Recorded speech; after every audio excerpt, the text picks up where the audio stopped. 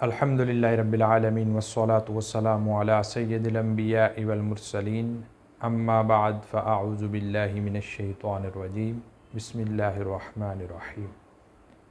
अस्सलामु अलैकुम वरहमतुल्लाहि वबरकातुहू। उम्मीद करता हूँ तमाम तलबाए किराम दोस्त अहबाब बखैर व आफ़ियत होंगे। एक मरतबा आप सबको खुश आमदीद। कुछ ज़ाती मसरूफ़ियात की वजह से कुछ एग्ज़ाम्स का सिलसिला था, जिसकी वजह से लेक्चर्स जो हैं वो अपलोड नहीं कर सका। इसके लिए माज़रत ख़्वाह हूँ। इंशाअल्लाह आज से दोबारा जो है वो लेक्चर्स बाकायदगी से अपलोड करने का सिलसिला जारी रहेगा।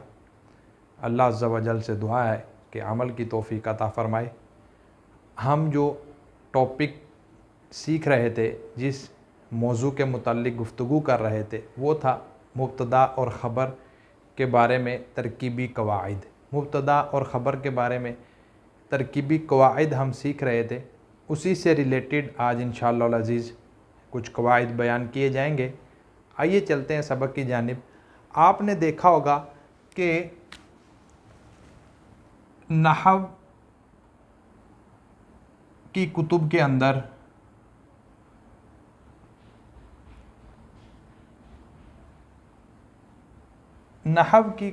अंदर या किसी भी फ़न की किताब आप देखते हैं तो उसके अंदर जब भी किसी कायदे की या किसी भी चीज़ की मिसाल बयान की जाती है तो वहाँ पर एक लफ्ज़ इस्तेमाल किया जाता है, नहव।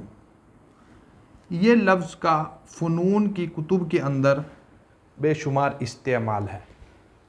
अब इस लफ्ज़ के बारे में तलबा बहुत सी जो है वो अबहास में इस चीज़ में मुगालते में मुब्तला हो जाते हैं कि ये तरकीब कलाम के अंदर क्या वाक़या होगा।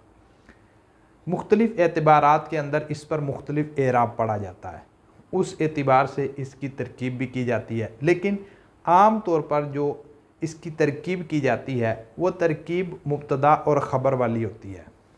अब मुब्तदा और ख़बर वाली तरकीब किस अंदाज से होती है ये सीखना है। नहवु एक लफ्ज़ है। अब इसकी मिसल और भी लफ्ज़ होते हैं जो इस तरह फ़न की किताबों में इस्तेमाल होते हैं, उनकी तरकीब भी इसी अंदाज में की जाएंगी। नहवु को देखते हैं हम। तो नहवु के बारे में सबसे पहले आप एक चीज़ ज़हन नशीन कर लीजिए कि ये दो तरह से इस्तेमाल होगा इजाफ़त के साथ। इजाफ़त के साथ दो तरह इस्तेमाल होता है। नंबर एक, मुफ़रद की तरफ मुदाफ़। नंबर दो, जुमला की तरफ मुदाफ़। अब ये इसके अंदर दो हैं एहतिमालात कि ये नहवु जो है ये या तो मुफ़रद की तरफ मुदाफ़ होगा या ये नहवु जो है ये जुमला की तरफ मुदाफ़ होगा। जब ये मुफ़रद की तरफ मुदाफ़ होगा तो उसके अंदर तरकीब किस एतबार से होगी, और जब ये जुमला की तरफ मुदाफ़ होगा उसकी तरकीब किस एतबार से होगी। हम पहले मुफ़रद की मिसाल लेते हैं। मुफ़रद की मिसाल जैसे हम ले लेते हैं नहवु ज़ैदिन। अब ये है जी मुफ़रद की मिसाल हमारे पास, नहवु ज़ैदिन। एक चीज़ हमने इब्तिदा ही में सीख ली कि नहवु जो है ये इजाफ़त के साथ इस्तेमाल होगा। इजाफ़त के साथ इस्तेमाल होने का मतलब ये है कि ये मुदाफ़ होगा और इसका माबाद इसम जो है वो मुदाफ़ इले होगा। अच्छा, मुदाफ़ और मुदाफ़ इले के बाद आगे क्या तरकीब होगी ये सीखने वाली बात है। यहाँ पर अगर हम इसको देखें, नहवु जो है ये मुदाफ़ है, ज़ैदिन मुदाफ़ इले। अच्छा, नहवु ज़ैदिन ये मुदाफ़ इले है। अच्छा, मुदाफ़ इले ये दोनों मिलेंगे तो मुरक्कब इज़ाफ़ी होंगे। मुरक्कब इज़ाफ़ी होने के बाद अब आगे इनकी तरकीब क्या होगी। जो नहवु होता है ये किसी न किसी चीज़ के कायदे के मुताल्लिक मिसाल बयान करने के लिए इस लफ्ज़ को इस्तेमाल किया जाता है। इसका मतलब ये है कि इसका ताल्लुक़ पीछे कलाम के साथ होता है। पीछे कलाम के अंदर जो है यहाँ पर इसका ताल्लुक़ किसी भी चीज़ की मिसाल बयान करने के लिए है तो इसका ताल्लुक़ उस पीछे कलाम के साथ है। जैसे यहाँ पर देखें ज़ैदिन, नहवु जैसा कि ज़ैद। अब ज़ैद को अगर देख लें हम, ज़ैद को अलम भी ले सकते हैं, ज़ैद को इसम भी ले सकते हैं। यानी कि ये कहा जा सकता है कि इसम की मिसाल देने के लिए यहाँ पर नहवु ज़ैदिन का लफ्ज़ इस्तेमाल किया गया।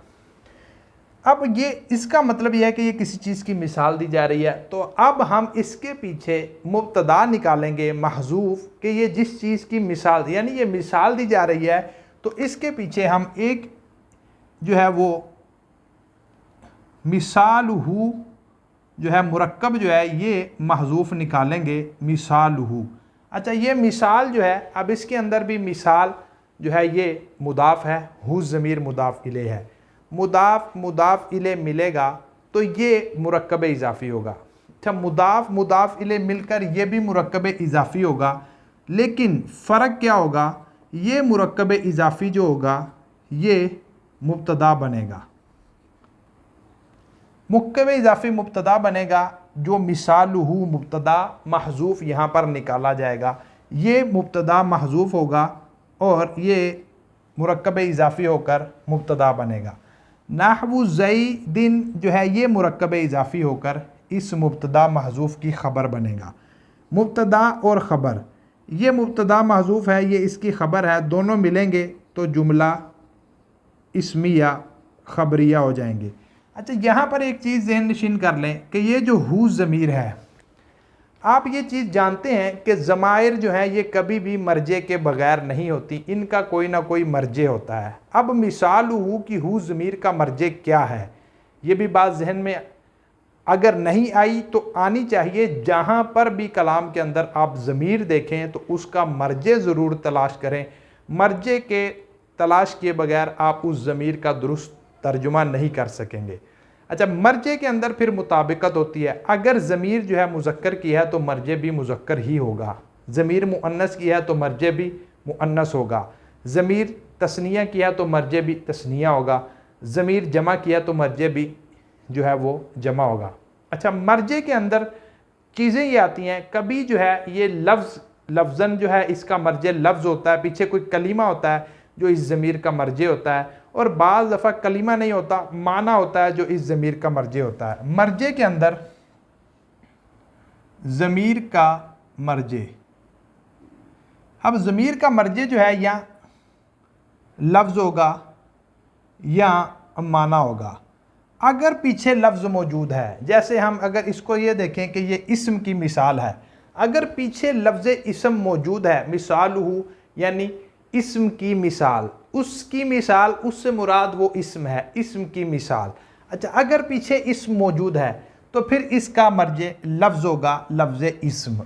अगर पीछे इस्म मौजूद नहीं है तो फिर जो मफ़हूम, जो माना जो है इससे समझा जा रहा है, वो मफ़हूम या माना इस ज़मीर का मर्जे होगा।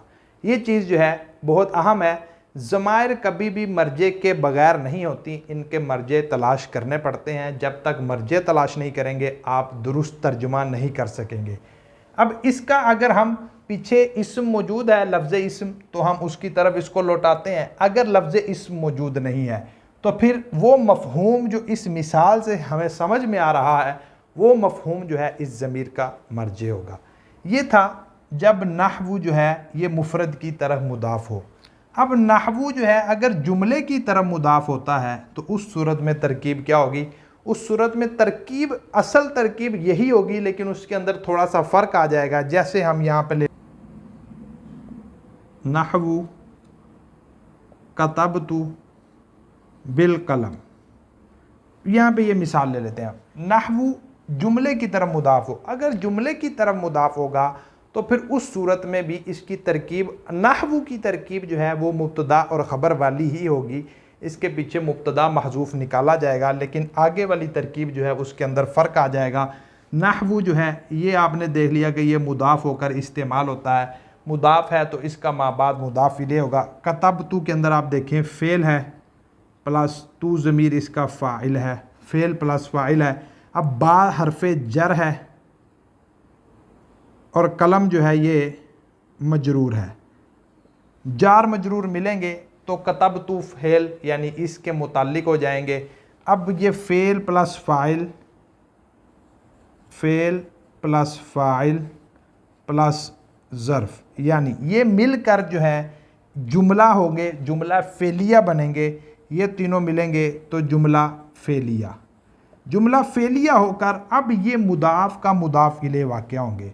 जब इसका ये मुदाफ इले वाक़या होंगे, मुदाफ इले मिल जाएंगे, तो ये मुदाफ इले मिलकर उसी तरह जिस तरह यहाँ पे मुरक्कब इजाफ़ी हमने बनाया था, उसके बाद ये ख़बर थी और इसके पीछे दोबारा मिसाल हु मुब्तदा जो है वो महजूफ़ निकाला जाएगा। वो मुब्तदा महजूफ़ होगा, ये उसकी ख़बर होगी। मुब्तदा महजूफ़ अपनी ख़बर से मिलेंगे तो जुमला इस्मिया ख़बरिया हो जाएंगे। ख़बर प्लस मुब्तदाए महजूफ़ ये हो जाएंगे जी जुमला इस्मिया ख़बरिया। ये है नहवु के मुतालिक कुछ कवायद, कुछ इजरा। जब भी कहीं मिसाल देखें उस पर इजरा ज़रूर किया करें, कायदे को इम्प्लीमेंट ज़रूर किया करें। इससे जो है सर्फ़ और नहव दोनों में मजबूती आती है। अल्लाह अज़्ज़ा व जल से दुआ है कि हमें इल्म सर्फ़, इल्म नहव सीखने सिखाने की तौफ़ीक़ अता फ़रमाए। आमीन बिजाहि ख़ातमिन नबिय्यिल अमीन। सल्लु अलल हबीब सल्लल्लाहु अला मुहम्मद।